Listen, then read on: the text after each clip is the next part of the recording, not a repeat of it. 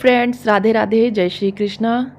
तो ये मैं आज कल का ब्लॉग अपलोड कर रही हूँ। कल यानी दिन बुधवार सुबह 9 बजे से मैंने ब्लॉग स्टार्ट किया। सुबह उठी और उसके बाद सबसे पहले मैंने चाय वगैरह बनाकर पी और उसके बाद एक्सरसाइज करने के बाद सीधे नहा लिया। उसके बाद मैं आ गई अपने घर ऊपर के का जो फ्लोर है उसको सेट करने के लिए।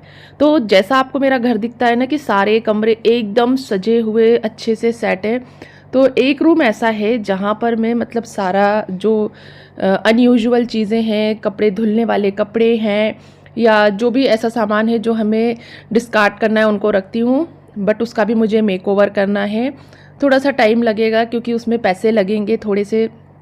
उसमें थोड़ा फर्नीचर वगैरह कुछ अरेंज करना पड़ेगा, कुछ कॉर्नर शेल्फ वगैरह लेने पड़ेंगे, कुछ ऐसा सामान लेना पड़ेगा।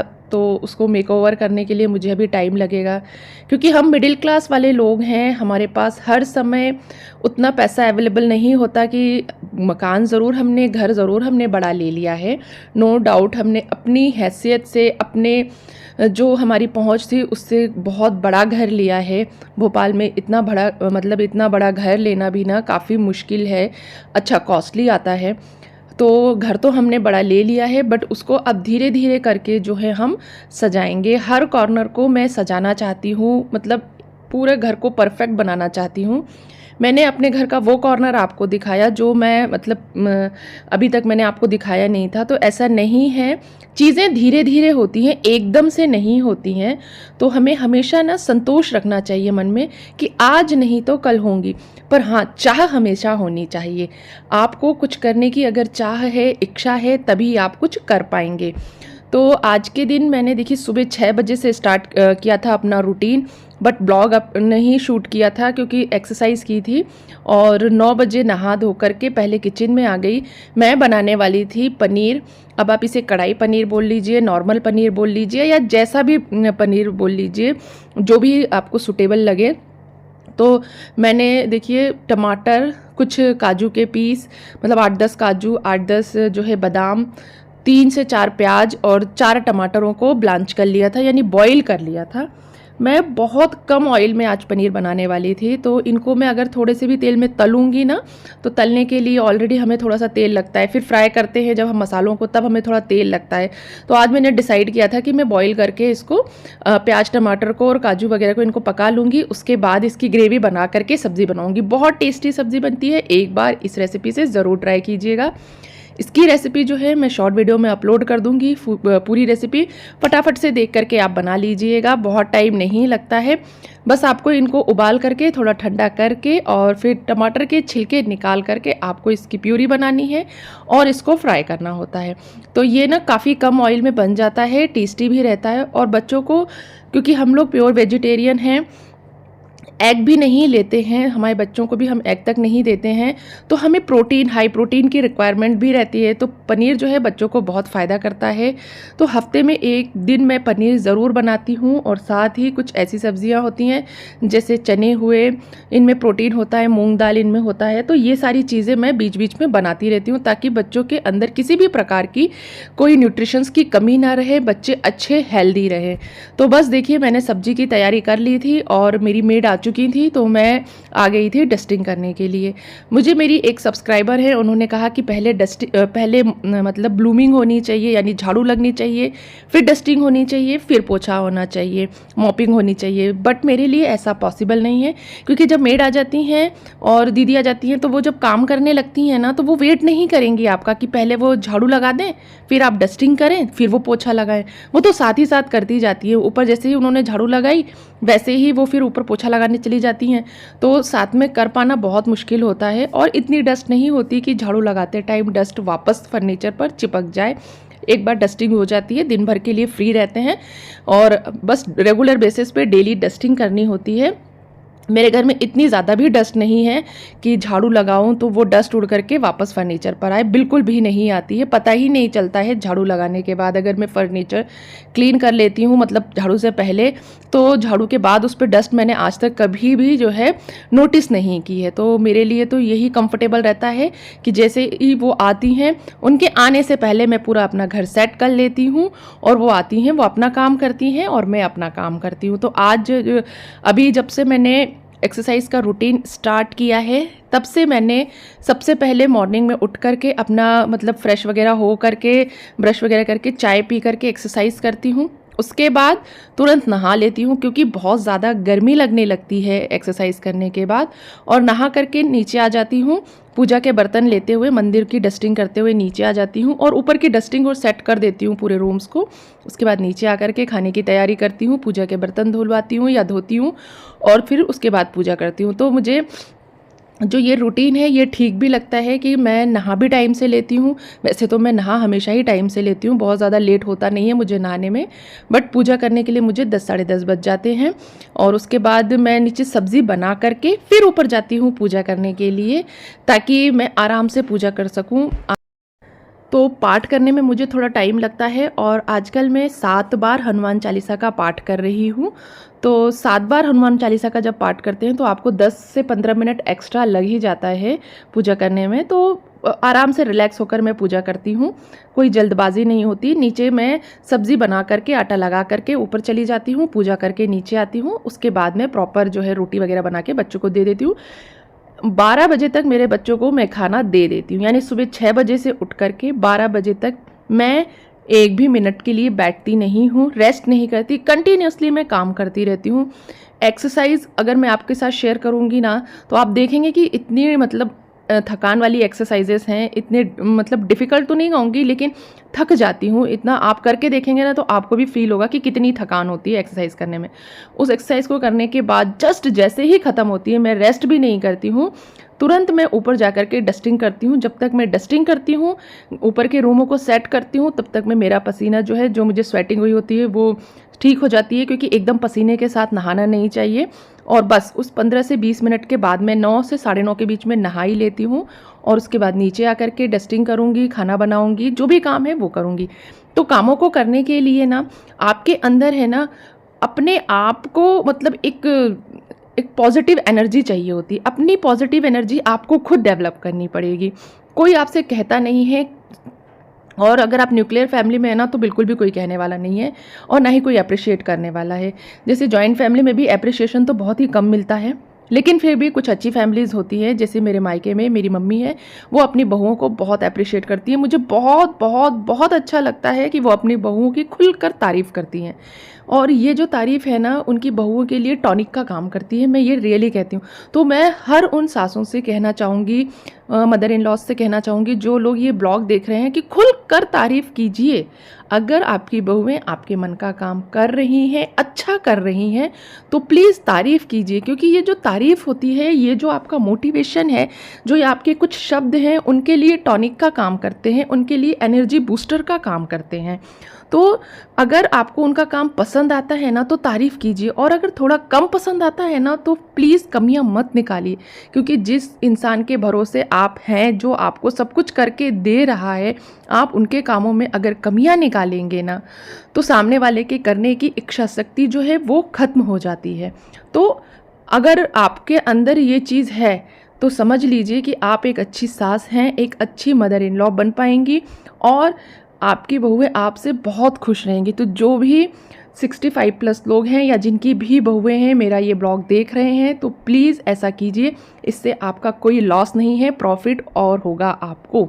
मेरी माँ के अंदर एक बहुत अच्छी चीज़ है, अगर उनको कोई कमी भी नज़र आती है अपनी बहुओं में, तो वो भी पूरी कोशिश करती हैं कहने की और तारीफ़ करने की। और सबसे बड़ी बात कि वो अपनी बेटी की तारीफ़ अपनी बहुओं से कभी नहीं करती। तो ये भी एक अच्छी उनकी क्वालिटी है। ये क्वालिटी मुझे लगता है हर माँ के अंदर होनी चाहिए, कि बहुओं के सामने बेटी की तारीफ़ कम से कम करें, क्योंकि इससे उनके रिलेशन ख़राब होते हैं।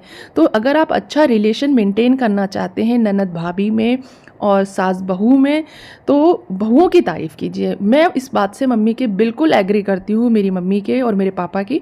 वो मेरी तारीफ़ बिल्कुल नहीं करते। मैं ब्लॉगिंग कर रही हूँ, लोग मेरी तारीफ़ कर रहे हैं, मेरे फ्रेंड्स मेरी तारीफ़ कर रहे हैं, पर मेरी मम्मी इंडिविजुअली अकेले में मुझसे कहती हैं कि हाँ तुम बहुत अच्छा करती हो, अच्छा खाना बनाती हो, सब कुछ कहेंगी, लेकिन सबके सामने ऐसे बिल्कुल भी नहीं कहती हैं। इवन मेरी भाभियाँ मेरी तारीफ़ करती हैं, तब मम्मी भी बोलती हैं, अकेले ऐसे उठा के नहीं बोलने लगती। ये उनकी अच्छी आदत है, और मेरी भाभियाँ जो हैं वो मेरी तारीफ़ करती हैं, ये उनकी अच्छी आदत है, क्योंकि उनको दिखता है कि हाँ हमारी दीदी अच्छा करती हैं। तो यही होता है, थोड़ा सा आपको एप्रिशिएशन देना चाहिए। एप्रिशिएट करने से लोगों के अंदर जो है और अच्छे से काम करने की भावना पैदा होती है। जैसे मुझे अगर कोई मेरी तारीफ़ करता है और मुझे कोई कुछ कहता है तो मुझे तो बहुत अच्छा लगता है। तो ऐसे ही मुझे लगता है हर इंसान को अपनी तारीफ़ मतलब पसंद है। तो कभी भी हमें किसी की तारीफ़ करने से चूकना नहीं चाहिए। हाँ, ये है कि मैं ना ज़बरदस्ती की तारीफ़ नहीं कर सकती। अगर आप मेरे लिए कुछ करते हैं तो ही मैं कर पाऊँगी। आप ये कहें कि आप मेरे लिए कुछ ना करें और मैं आपकी तारीफ़ करूँ, आपकी बटरिंग करूँ, ये मुझसे नहीं होता है। मैं बटरिंग किसी की नहीं कर सकती, ये मेरा नेचर है। तो और ये मेरी फैमिली में मेरे फादर का, मेरे ब्रदर का, हम सबका यही नेचर है कि हम लोगों ने कभी बटरिंग नहीं की किसी की। इसलिए शायद मैं बहुत अच्छी नहीं हूँ सबके लिए, लेकिन हाँ, जो लोग मुझसे जुड़े हुए हैं, मेरे करीब हैं, जो मुझे अच्छे से जानते हैं, वो ये जानते हैं कि पूनम दिल से बहुत अच्छी है, बटरिंग नहीं करती है, लेकिन जो करना होता है वो करती है। तो मैं बटरिंग करूं या ना करूं, लेकिन मैं सब कुछ करती हूँ। हाँ, और मैं किसी की बुराई भी नहीं करती हूँ। मैं किसी को जो है कुछ उटपटांग बोलती भी नहीं हूँ किसी के बारे में, और किसी से जेलसी तो बिल्कुल भी नहीं रखती हूँ। जिस तरह से मैं कैंपस में रहती हूँ, यहाँ पर बहुत रिच फैमिलीज़ में रहती हैं, बहुत मतलब पैसे वाले लोग हैं, हर कुछ है, लेकिन मैं किसी से कभी अपने आप को कंपेयर नहीं करती हूँ। मैं एक मिडिल क्लास फैमिली से बिलोंग करती हूँ। मेरे हस्बैंड की भी बहुत लिमिटेड इनकम है और उस लिमिटेड इनकम में हमें 2 घरों का खर्चा चलाना होता है। तो हम लोग बहुत लिमिटेड खर्चों के साथ, लिमिटेड मतलब जो चीज़ें हैं उनके साथ में रहते हैं। मुझे अपना घर भी सजाना संवारना होता है। तो ये चीज़ें देखते हुए मैं अपने आप को मेंटेन करती हूँ। तो मुझे अपने आप को मेंटेन भी करना है और अपना घर भी चलाना है, अपना घर जो है अच्छा भी रखना है, सब कुछ करना है। तो ये सारी चीज़ों पर मैं फोकस करती हूँ। किसने क्या लिया, किसने क्या खरीदा, किसने क्या पहना है, कौन डायमंड पहन रहा है, कौन गोल्ड पहन रहा है, इसमें मुझे बिल्कुल भी इंटरेस्ट नहीं है। और ना ही किसी के डायमंड और गोल्ड से मुझे कोई जेलसी होती है, क्योंकि भगवान ने मुझे जितना दिया है, जो दिया है, मैं उसमें खुश हूँ। तो आपको भी यही करना चाहिए। देखिए, जेलसी होने से, जलने से, कुढ़ने से कोई मतलब नहीं होता। इंसान को जितना भगवान ने दिया है, जो दिया है, बस उसमें खुश रहना चाहिए। क्योंकि आप अपने से नीचे वालों को देखिए, जो आपके यहाँ काम करने आते हैं, उनको देखिए, भगवान ने उन्हें बिल्कुल भी कुछ नहीं दिया है। उनके पास तो मतलब खाने तक के लाले होते हैं। तो आपको भगवान ने इतनी सारी सुविधाएं दी हैं और हमें उनको ना थैंक्स बोलना चाहिए कि उन्होंने हमें इतना तो दिया है। कम से कम हमारे पास इतनी चीज़ें तो हैं। तो मुझे तो यही लगता है कि जितना भगवान ने दिया है उतना बहुत है। इससे ज़्यादा की मुझे कोई वो नहीं है, एक्सपेक्टेशन नहीं है। जो है वो बहुत है। बस भगवान इसी तरीके से मेरी जो जीवन है उसको चलाते रहें। और हाँ, आप लोगों से एक रिक्वेस्ट है कि जब भी आपको मेरा वीडियो पसंद आता है तो प्लीज़ वीडियो को लाइक और कमेंट किया कीजिए। और वीडियो में अगर कोई कमी नज़र आती है तो वो भी आप कमेंट करके ज़रूर बताया कीजिए। मैं अपना ओपिनियन रख रही हूँ, आप भी अपना ओपिनियन रखिए। वीडियो को लाइक और कमेंट कीजिए। वीडियो पसंद आए तो लाइक ज़रूर किया कीजिए। और अगर चैनल को सब्सक्राइब नहीं किया है तो प्लीज़ चैनल को भी ज़रूर सब्सक्राइब कर लीजिए। आपको आज की पनीर की रेसिपी अगर पसंद आए तो मुझे कमेंट बॉक्स में कमेंट करके बताइएगा। ये पनीर की सब्ज़ी की रेसिपी आपको शॉर्ट्स में पूरी फुल वीडियो मिल जाएगी, या फिर मैं इसका एक फुल वीडियो अपलोड ज़रूर करूँगी। क्योंकि इस तरीके से जब पनीर बनाते हैं ना, बहुत अच्छा बनता है, बहुत टेस्टी और बहुत हेल्दी रहता है। तो ये मैं कान्हा जी का भोग तैयार कर रही थी। अभी सिर्फ 10 साढ़े 10 ही बजे हुए थे, साढ़े 10 भी नहीं बजे थे, 10 बज रहे थे, क्योंकि मैं 9 बजे से 10 बजे तक नीचे थी और 10 बजे मैं पूजा करने ऊपर चली गई थी। तो मैंने ये कान्हा जी के लिए खरबूजा का और लीची का भोग तैयार किया था आज उनके लिए। तो ये मैं उनको कट करके ही, जब भी मैं कान्हा जी को भोग लगाती हूँ, शिव जी को भोग लगाती हूँ, तो मैं फलों को काट करके, प्रॉपर धो करके, काट करके, छील कर और काट कर ही भोग लगाती हूँ। सेंगा मैं भोग नहीं लगाती।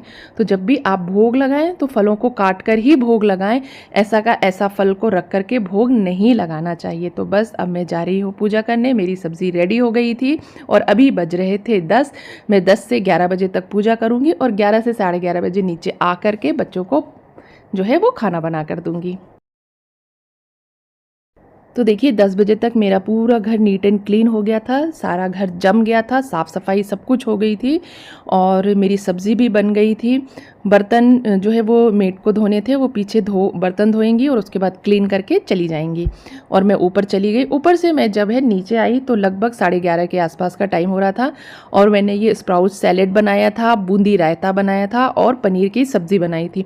तो मुझे ना खाना बहुत अच्छे से बनाना पसंद है और सच बताऊं तो मुझे ना खाने का बहुत शौक़ है। शौक़ इन द सेंस कि मुझे प्रॉपर फूड चाहिए होता है, मेरी थाली में सब कुछ होना चाहिए, रायता, सब्ज़ी, सैलेड और मतलब सैलेड तो मुझे ज़रूरी ही चाहिए होता है। तो देखिए आज मेरी ये जो प्लेट थी खाने की, इसमें मैंने सब्ज़ी रखी थी, रायता है बूंदी का, साथ ही सैलेड है मूंग चने का और तली हुई जो है मिर्चियाँ हैं। तो बस खाना खा करके वापस से मैं किचन क्लीन करने आ गई थी। बच्चों को मैंने खाना खिला दिया था और किचन में खाने के बाद ही क्लीन करती हूँ क्योंकि मैं गरम गरम रोटियाँ बना करके बच्चों को देती हूँ और जैसे ही रोटियाँ देती हूँ गरम बना करके, उसके बाद गरम गरम गैस हमें साफ़ नहीं करनी चाहिए। मेरा किचन ऑलरेडी क्लीन रहता है, ज़्यादा फैला हुआ नहीं रहता है। गैस के पास बर्तन बोलते हैं हम जिसे, वो फैल जाता है तो उसको भी मैं खाना खाने के बाद आराम से साफ़ करती हूँ, तुरंत साफ़ नहीं करती हूँ क्योंकि कहा जाता है कि गरम चूल्हा साफ़ नहीं करना चाहिए, इससे वास्तु दोष होता है। और सच बताऊँ तो वास्तु दोष तो होता ही है, साथ ही अगर आप ग्लास का हॉब यूज़ करते हैं या ग्लास का जो है आपका चूल्हा है, टॉप है, हॉब है, जो भी है जो ग्लास का है आपका, उसको कभी भी गरम गरम साफ़ नहीं करना चाहिए, ठंडा होने के बाद ही क्लीन करना चाहिए। गरम गरम अगर आप हॉब क्लीन करते हैं, गैस चूल्हा क्लीन करते हैं, सिर्फ स्टील का आप गरम क्लीन कर सकते हैं, ग्लास वाला अगर गरम क्लीन करते हैं तो उसके चटकने के पूरे चांसेस होते हैं। तो इसलिए हमारा जो चूल्हा, गैस चूल्हा है वो ख़राब ना हो, इसलिए मैं उससे ठंडा होने का वेट करती हूँ। तो जब तक मैं अपना लंच करती हूँ तब तक मेरा गैस चूल्हा अच्छे से ठंडा हो जाता है, उसके बाद मैं उसे अच्छे से क्लीन कर देती हूँ। तो क्लीनिंग की सबसे मोस्ट इम्पॉर्टेंट टिप यही है कि अगर आप हॉब यूज़ करते हैं तो उसे गरम गरम बिल्कुल क्लीन ना करें और स्क्रब वगैरह से बिल्कुल क्लीन ना करें, कपड़े से ही क्लीन करें। कई लोग कॉलिन से करते हैं बट मैंने ये कॉलिन यूज़ करके देखा है, कॉलिन से बहुत अच्छा क्लीन नहीं होता है, तो मैं डिश वॉश डाल करके अच्छे से क्लीन करती हूँ। तो देखिए मेरा किचन भी क्लीन हो गया था। अब देखिए ये शाम के 5 बजे का टाइम है, 5 भी नहीं बजे थे, शायद आई थिंक 4:30 बज रहे थे और भोपाल में अच्छी खासी तेज़ बारिश तो नहीं हुई पर अच्छी खासी हवाएं चल रही थी और बड़ा ही सुहाना सा मौसम हो रखा है। तो आई होप आपको आज का ये ब्लॉग पसंद आया होगा। ब्लॉग पसंद आया तो वीडियो को लाइक और कमेंट कीजिए। चैनल को अगर सब्सक्राइब नहीं किया है तो प्लीज़ प्लीज़ प्लीज़ चैनल को भी ज़रूर सब्सक्राइब कर लीजिए। आपके लिए मैं ऐसे अच्छे अच्छे वीडियोज़ लेकर आती रहूँगी। हम मिलते हैं अगले वीडियो में, तब तक के लिए बाय बाय।